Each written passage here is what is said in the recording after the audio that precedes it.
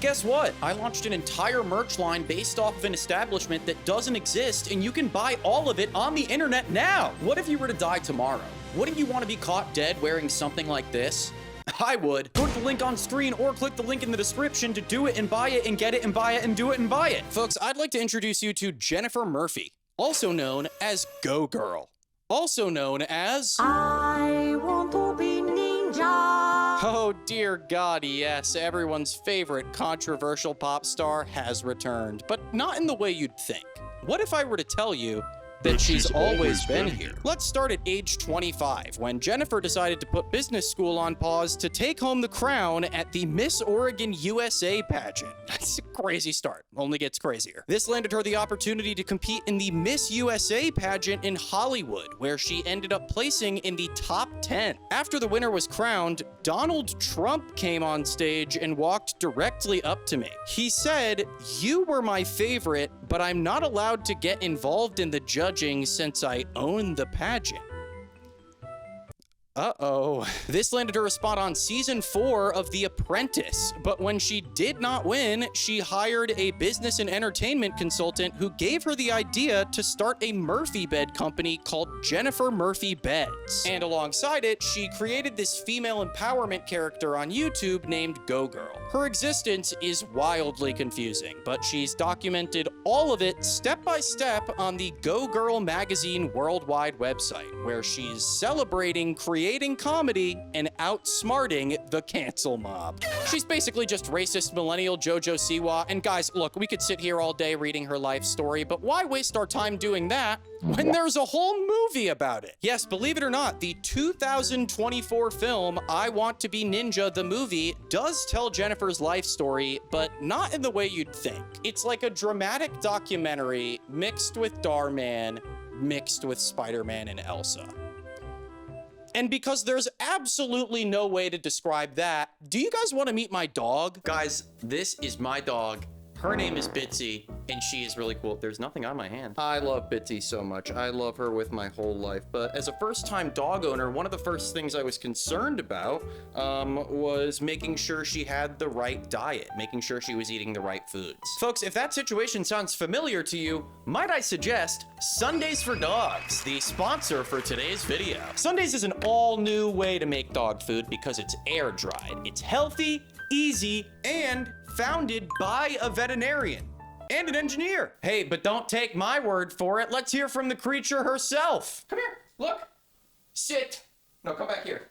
No, come back here. Sit and yummy. Folks, Sundays is made entirely from human-grade ingredients, meaning technically, if I wanted to, Andy King, I could eat it. All right, I'm gonna do it. I'm gonna take a bite and then I'm gonna tell you what's in it. Okay. 90% meat, 10% superfoods, 0 synthetics or preservatives. Oh, I don't. Well, folks, Sundays for Dogs is having their Black Friday / Christmas sale now until December 8th. So to get 60% off your first order, head to sundaysfordogs.com/Andy King. Our disaster of an adventure begins with Jennifer delivering pretty much the same information that you can find on her blog, some of it word for word, but hearing her speak is next level. Her storytelling is batshit. She'll be talking about something super serious, and then she'll throw in like the wildest name drop of all time. Over time, I started to grow sad inside, depressed. I didn't know what was going on with me though. I thought, I have everything money can buy. Why am I feeling like this? And then I remembered I had met Mother Teresa when I was a little girl. She goes on to detail her loss of a life of riches, a story that brings her to tears, which is just insane considering the circumstances. But we'll see how she crawled out of rock bottom in a bit, because we have something really confusing to deal with first. She's trying to build this whole cinematic arc with the documentary bits where she's like trying to reclaim her life and become the ninja. So she talks to this guy who makes katanas because she really wants a katana, and she can have one, but apparently the rule in this universe is that you have to wait 1 year. And while she waits 1 year, she decides to make a YouTube style movie. That is the setup to this film. So are we about to watch a racist apologist documentary or a quirky YouTube sketch? Yes.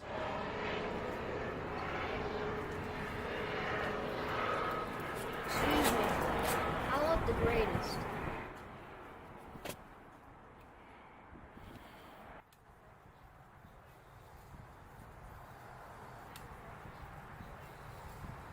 Okay, great start. Very child endangerment-esque. Not sure if you could tell, but that's Jennifer Murphy.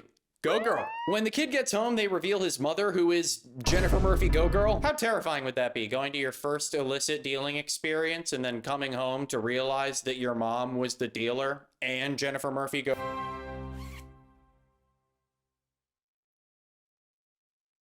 All right, let's chill with that. Hold on. Look at this shit. Comics games. Cool, bro. I'm sorry, that's mean. I think my favorite thing about this room is the fact that it's entirely covered in superhero stuff, except for one indication that he may also want to be heavyweight champion. Oh, it's just so creepy and manufactured looking. Look at the rug. You can still see the creases in it. That shit came in from Amazon yesterday. So the kid's reading the comic and we're seeing it all play out. And we meet this character, Chow, who hates everything. That's his whole thing. He's just a dick. Go for Chow. The numbers? It's good, but it's not good enough. You gotta go higher. Way higher. What? Then tell Chow said so. So do it and just get it done. Yes, sir. Whoever was on the other end of that phone call is screwed. That was hardly a conversation. Chow is an influencer of some sort. We're never really given specifics, but we do know two things. Number one, he has a lot of money. Number two, he hates Go Girl. What the heck? Spraying smiles and cheers? Oh, can't have that. I see on my monitor. Go Girl. I'm sorry, what? We switched styles like 3 times in the first 10 minutes. I don't even know if the movie has started yet. I think she like remembered that The Office was funny and she was like, oh, let me throw that in there real quick. Chow stalks Go Girl as she leaves her toy factory. Oh, a little bit of a Go Girl lore there. And when she does, Chow does the absolute unthinkable and builds a pipe bomb that he then hides in her factory via 24-hour challenge.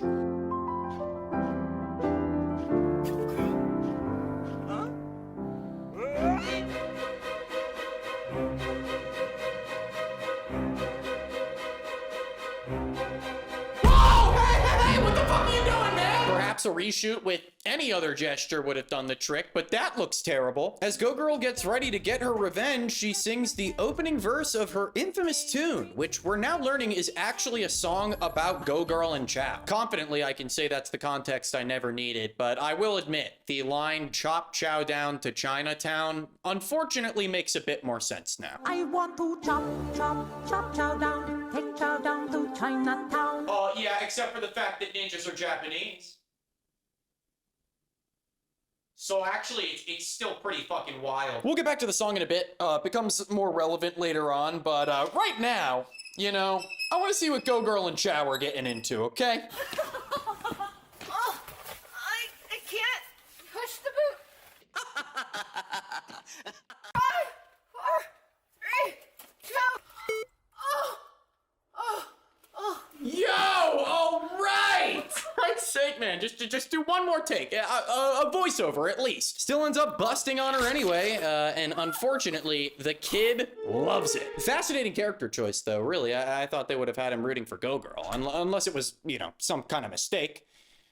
Yeah, that's pretty likely. Go Girl is so gullible. Oh, that was just a little appetizer. That was just a little snippet. Oh, you're going to hit the real entree now, the whole course. You're going to get the whole Korean barbecue, the super special combo of the Chow.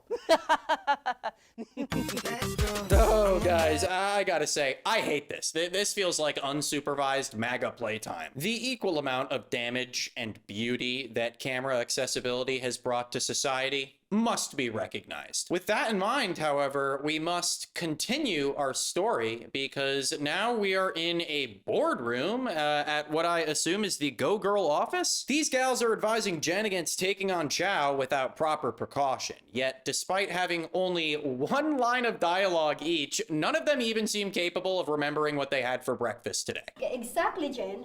Have you seen his ninja moves?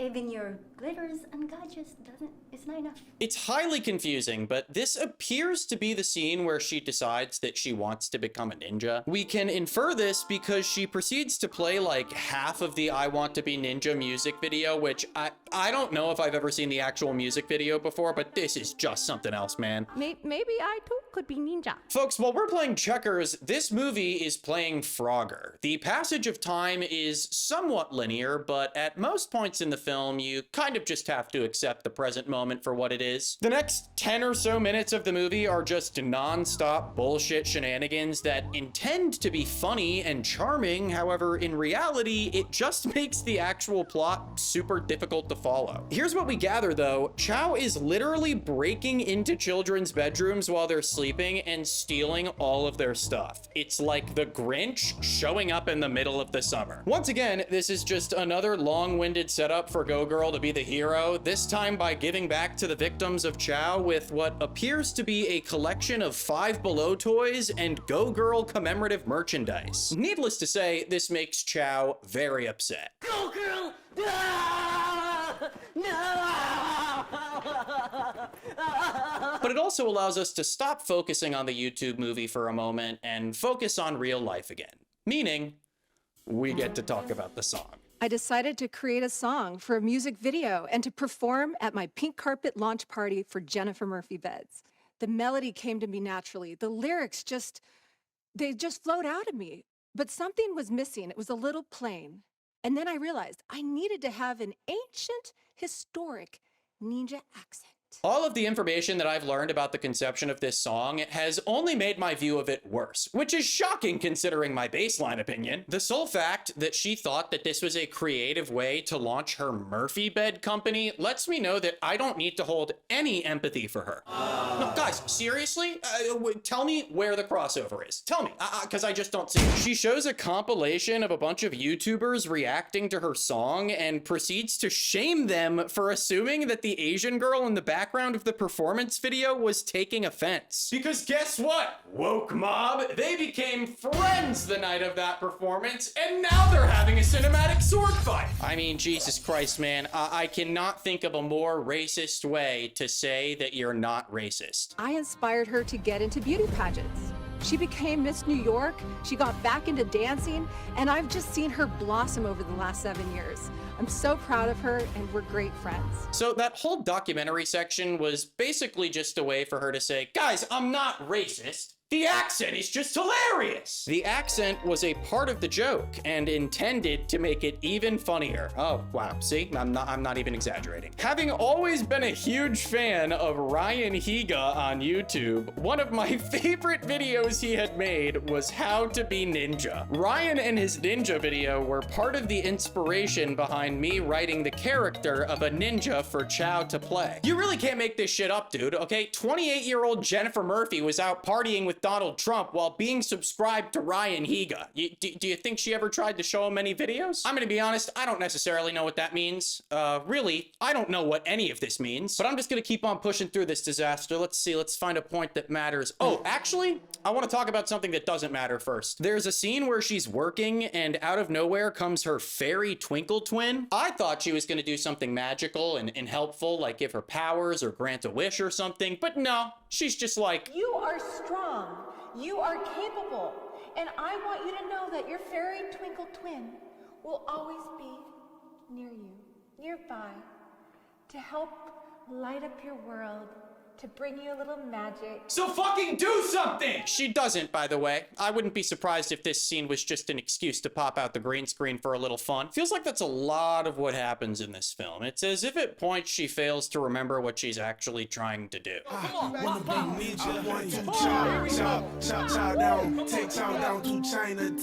met Jennifer Murphy about 15 years ago. She was Yeah, so okay, what the strong. fuck is going on here? So this is her actual boxing trainer in real life, who's glazing the fuck out of her, by the way. She's a go girl. He goes from talking about this super low point in Jen's life to talking about Chow, which is really odd to me because that dark time in her life was very real. Chow is not. And you know, with Chow, you got to remember, positive plus positive equals success. Child's negative energy. Don't mind that, because without the haters, there wouldn't be no players like yourself, Jens. Down to Chinatown. I wanna be ninja. I wanna be Okay, wait. When you say it normally, it's actually kind of hard, right? I wanna be ninja. Hey, I wanna be ninja. I wouldn't be surprised if half of the people who appear in this movie were either unpaid or simply just unaware that they were even in a movie altogether. There's a scene where she's out on the street and she rushes this street performer. It seems like they might know each other in real life, but it is painfully obvious that he was asked to do this on the spot. I need you to help me. For what? Chow is Chow? What happened with Chow is back and forth, up and down, left and right, trying to sabotage me and Go Girl. And okay, what do you want me to do? I need moves, man. I need moves. moves. Like backflips? However, the activity that precedes this is probably one of the most jaw-dropping moments in the entire film. Johnson, I'm here. Oh, hi, welcome. Hi. Welcome to my studio. I'm so happy. I'm so excited. Thank you. I'm so excited to learn Chinese calligraphy. Why is this happening? She's doing it on purpose, right? Like the China thing, it has to be rage bait at this point. She has to know that ninjas are a Japanese thing. Like I actually refuse to accept otherwise. Oh dear Christ in heaven, look at this. She's drinking fucking tea. I'm baffled at this point. How can a simple attempt at being open-minded be so close-minded? Do you think if I drank tea every day and quietly, would it help me get better at becoming a really good ninja and be very stealthy? Well, like, wow. How would you guys feel if we skipped the yacht party montage, huh?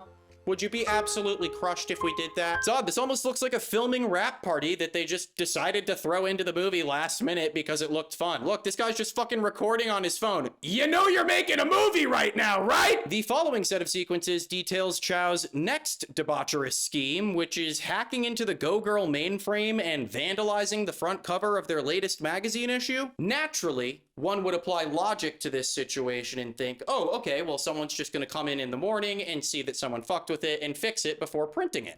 All right, Daniel, perfect timing. Here you go. Here are the magazines. Got your bag. Your bag looks good. Oh.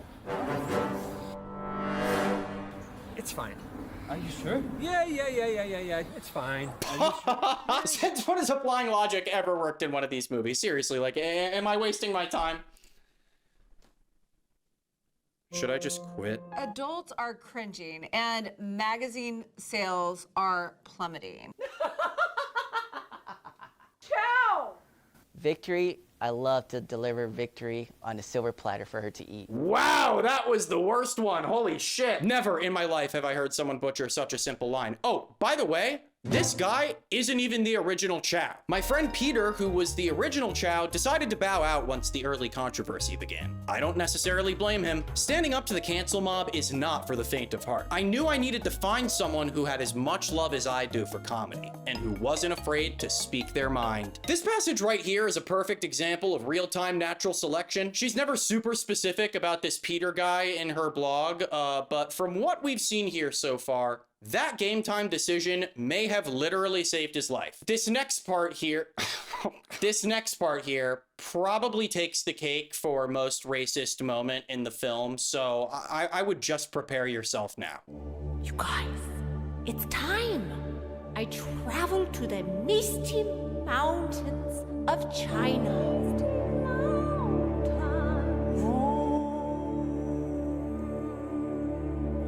I meditate with the ancient Buddha of Asia, who gives me guidance. Yeah, it's absolutely fucking insane. I mean, it's almost impressive. Almost. Obviously, scenes like this speak for themselves, right? Because, you know, what do you say? I'm just on the edge of my seat right now, waiting to see how this ties into the overall plot, because right now, it's not looking good. How was your trip? We couldn't believe that you actually went to China. You know, I had a feeling, and it actually was amazing, life-changing, and eye-opening. And guess what? I figured out what to do.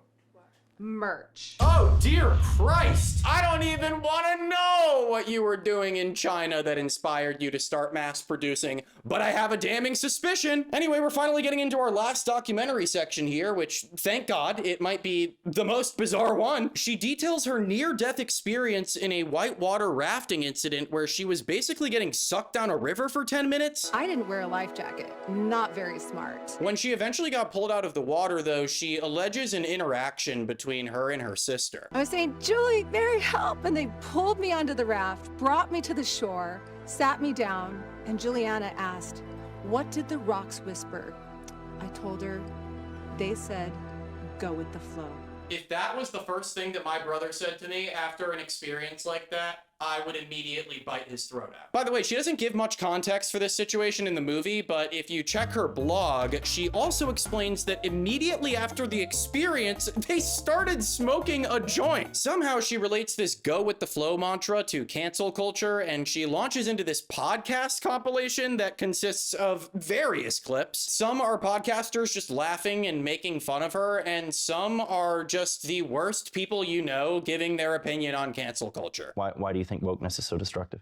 Like wokeness basically wants to make comedy illegal, which is not cool. It's just funny because plot-wise, they're not doing anything that combats even the idea of cancel culture. It just feels like a constant back and forth of, hey guys, people can change. Hey, check out my shitty movie.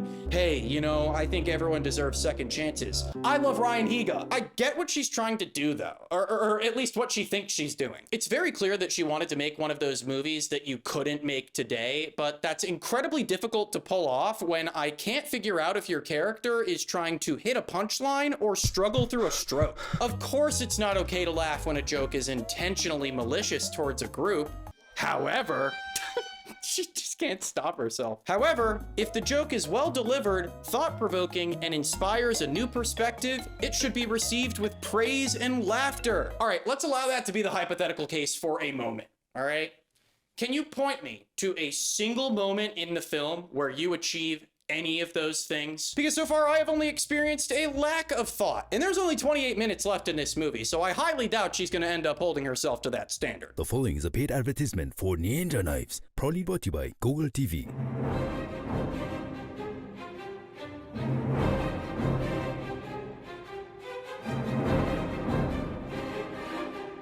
You know what, guys? Maybe I was wrong.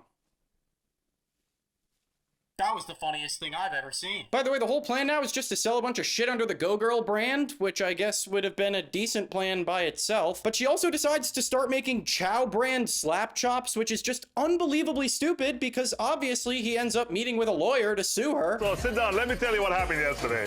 Ooh, I can't wait for this. As you know, she was served. And I heard she cried like a baby. I want to cover the absolute stupidity of the ending of this film, but first, I feel like I was a little harsh towards the fairy Twinkle Twin. I judged her on advice alone, okay? But as we all know, you can't judge a book by its cover, all right? I learned from these mistakes.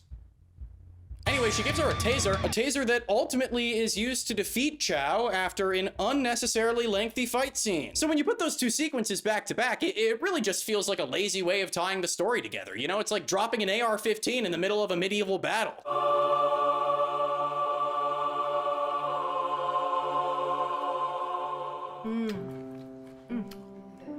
Try it, Chow.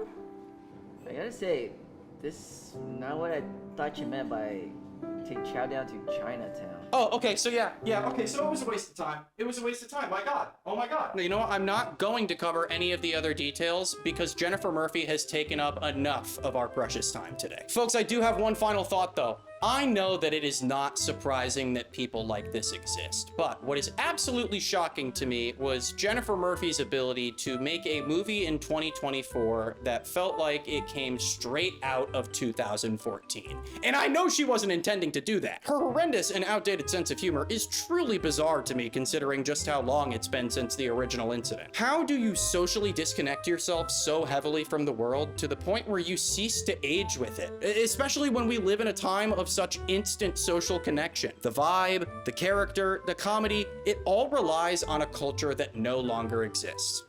one of my big takeaways here. Other than that, guys, I'm just glad that I don't have to look at any of her other work. Damn it. See, every time I say that, something else pops up across my feed, and here we go. Here we go. I know I pooped all over you at the beginning with the merch stuff, so I won't hold you too long at the end here, but I love you. And, you know, I want you to comment.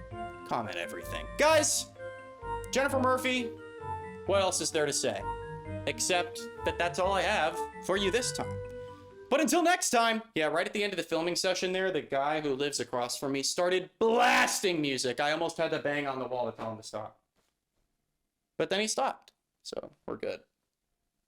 I would really encourage you guys to watch this full movie. It's fucked up. All right, bye.